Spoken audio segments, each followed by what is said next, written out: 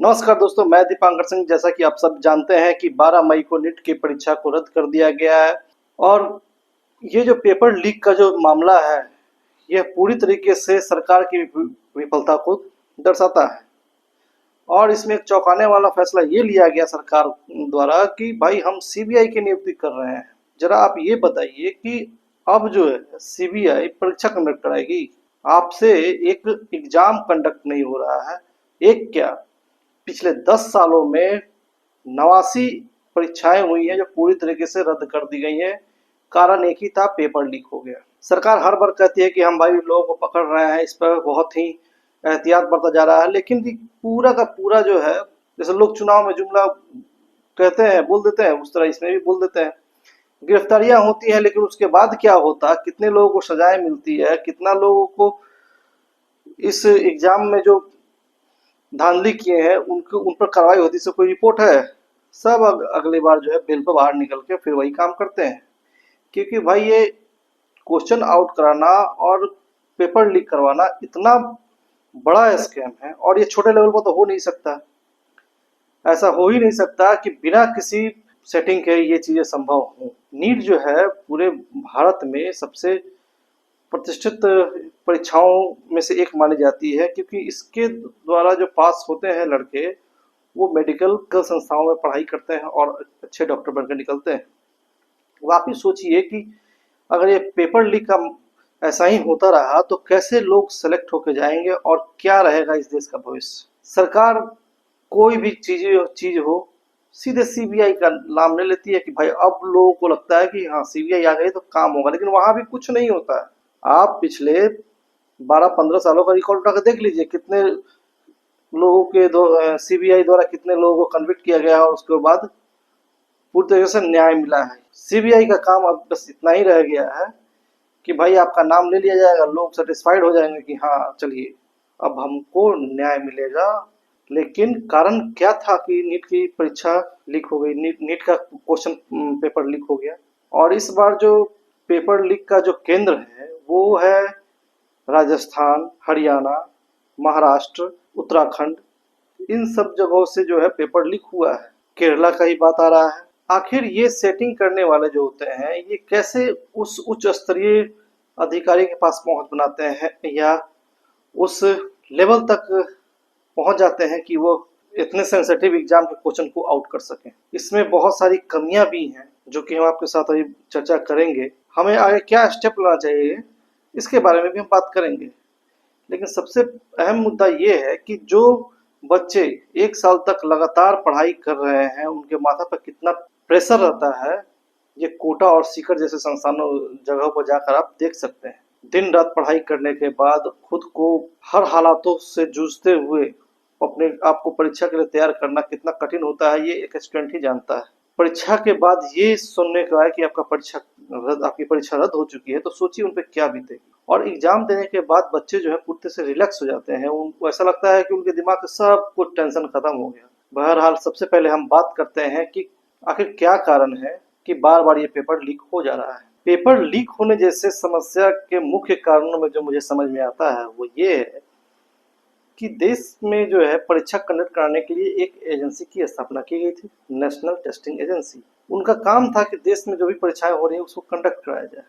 लेकिन भाई उसके लिए बजट कहाँ से आएगा, ये सरकार ने उनको दिया नहीं। ये जो छात्र फॉर्म भरते हैं उससे जो पैसे आते हैं उसी से जो है ये टेस्टिंग एजेंसी पूरी परीक्षा को कंडक्ट करने का काम करती है। और जो लो बिड करता है, जिससे परीक्षा का टेंडर जो है उसको मिल जाता है और वो एग्जाम कंडक्ट कराने के लिए काम करती है। नेशनल टेस्टिंग एजेंसी को बजट के दायरे में लाकर वहाँ के जो भी लोग हैं उन्हें एक अच्छी सैलरी देकर और रिस्पॉन्सिबिलिटी देकर, उनके पास कुछ फंड देकर उन पर रिस्पॉन्सिबिलिटी सौंपनी चाहिए, ताकि वो स्वतंत्र रूप से एग्जाम कंडक्ट करवा सके। नेशनल टेस्टिंग एजेंसी में छात्रों द्वारा जो पैसा दिया जाता है उससे वो घाटे में नहीं है, फायदे में ही है।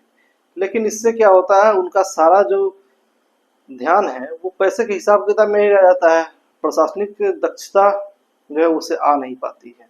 इसी का इसकी एक कमी ये भी मानी जाती है। और दूसरी जो मैंने बताई आपको कि लो बिड करने वाले कंपनी जो आ जाते हैं और परीक्षा कंडक्ट कराने की जिम्मेवारी ले लेते हैं, तो आप सोचिए लो बिड करके जो आया है वो क्या वो सेफ्टी और सिक्योरिटी ध्यान देगा? उसको कम पैसे में लोग चाहिए, और जो कम पैसे में लोग को हायर करता है वो क्यों नहीं बिक जाएंगे, वहां से आसान हो जाता है और चीज। और तीसरा कारण, जो राजस्थान कोटा में जो कोचिंग संस्थान है वो अपनी रैंकिंग हाई करने के लिए किसी भी स्तर पर जा सकते हैं, ताकि उनके यहाँ ज्यादा से ज्यादा छात्र आए, उनका एडमिशन हो और वो उससे ज्यादा मुनाफा कमा पाए, और वही पैसा वो एक ऐसी चीज में लगाते हैं जिससे क्वेश्चन आउट जैसी चीजें होती हैं देश में। ये बहुत ही घातक है हमारे देश के लिए। उसके बाद हम बात करते हैं टेक्नोलॉजी की। आज के टाइम में जितनी हमारी एडवांस टेक्नोलॉजी है, चीज़ों को एक जगह से दूसरी जगह भेजने में कोई ज़्यादा टाइम लगता नहीं है। ऐसा नहीं है कि क्वेश्चन पेपर छपा है और उसको जो है लिख रहा है लड़का, नहीं, फोटो खींचा, स्कैन किया, व्हाट्सएप किया, टेलीग्राम किया। और इस बार तो एग्जाम में जो क्वेश्चन जो लीक हुआ है उसमें मेन हथियार तो इनका व्हाट्सएप और टेलीग्राम ही था। जो एजेंसियां हैं, कंसल्टेंसी एजेंसियां, वो बच्चों को गेस्ट पर प्रोवाइड कराती थी, और ये मुख्य इनका जो केंद्र था वो राजस्थान था, क्योंकि वहाँ कोटा और सीकर जैसे जगह है जहाँ पर हजारों की संख्या में कोचिंग संस्थान है, लाखों की संख्या में बच्चे पढ़ाई करते हैं, तो वहाँ पर इनका मार्केट ज़्यादा अच्छे तरह से फल फूल सकता है। वहाँ कंसल्टेंसी एजेंसी खोल लिए और बच्चों को जो है गेस्ट पेपर के नाम पर पूरा क्वेश्चन आउट करके उसमें दे दिए। और पैसा सुनने में आया है जहाँ तक कि एग्जाम के 2 दिन पहले इसी गेस्ट पेपर को वहाँ के लोगों ने 5 लाख से 25 लाख में बेचा, और एग्जाम के 1 दिन पहले वही 1 लाख से 1.5 लाख में बेचा। फिर मतलब जितना मुनाफा हो उतना कमाना है भाई, उससे कोई मतलब नहीं है कि कितना में जा रहा है, कौन सा लड़का ले रहा है, क्या नहीं ले रहा। उसके बाद जब परीक्षा के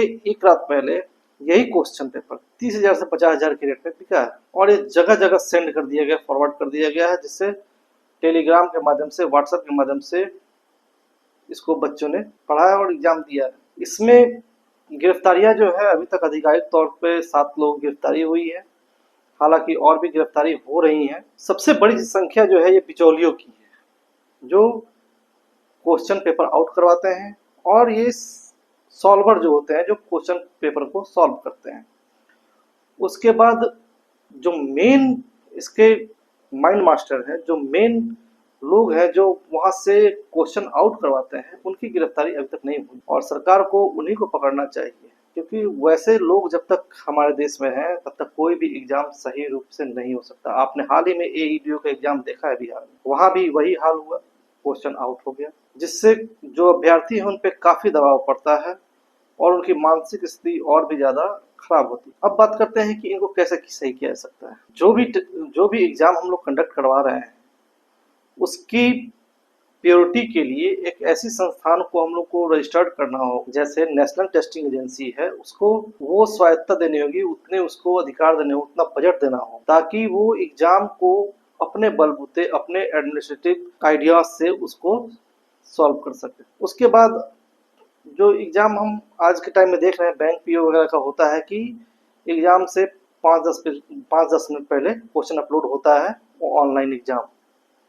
ऑनलाइन एग्जाम एक ऐसा तरीका है जिससे बहुत हद तक इस क्वेश्चन लीक की समस्या को खत्म किया जा सकता है। उसके बाद हमारे देश के जो भी सरकारी तंत्र है उसको काफी कड़ाई से हमें इस चीजों को लागू करने के लिए और ऐसी व्यवस्था करनी होगी ताकि भविष्य में जो ऐसे काम करते हैं उन्हें लाइफ टाइम इम्प्रिजमेंट होनी चाहिए, यानी जीवन भर तुम जेल में रहो भाई। और जो माता पिता जो है ऐसी चीजों को और बढ़ावा दे रहे हैं उनके ऊपर भी कार्रवाई होनी चाहिए। नहीं तो पता चला कि इस साल फिर आउट कर दिए हैं, चलो भाई 6 महीना बेल पर निकल ही जाएंगे, और फिर आउट करने का काम चालू है। आपको जानकर आश्चर्य होगा कि पिछले 10 सालों में 89 से 90 एग्जाम हुए हैं जिसके क्वेश्चन जो है आउट हो गए, और सरकार भी इस चीज पर ध्यान नहीं देती, पूरी तरीके से गैर जिम्मेवाराना तरीके से वो काम करती है और ऐसी कंपनी को टेंडर दे देती है जो उस चीज को कंडक्ट कराने के लायक नहीं, जो लायक है उन्हें मौका नहीं मिलता। इसमें भी बहुत बड़ा राजनीतिक गेम होता है, हालांकि इस पर चर्चा अभी हम नहीं करेंगे, लेकिन जब तक हाई लेवल के लोग नहीं पकड़े जाएंगे तब तक ये चीजें रुकने वाली नहीं है। सरकार चाहे सीबीआई को बैठाए, ईडी को बैठाए, या राष्ट्रपति को लाके खड़ा कर दे, उनके सामने भी ये चोरी कर लेंगे, क्योंकि सरकार द्वारा जो चीजें अपनाई जा रही हैं एग्जाम कंडक्ट कराने के लिए वही सही नहीं है, तो एग्जाम कहाँ से सही होगा। आगे और भी जानकारी आपको मैं देता रहूँगा। यदि आपको ये वीडियो अच्छा लगे तो वीडियो को लाइक करें, चैनल को सब्सक्राइब करें और बेल आइकन पर बटन दबाना ना भूलें। धन्यवाद।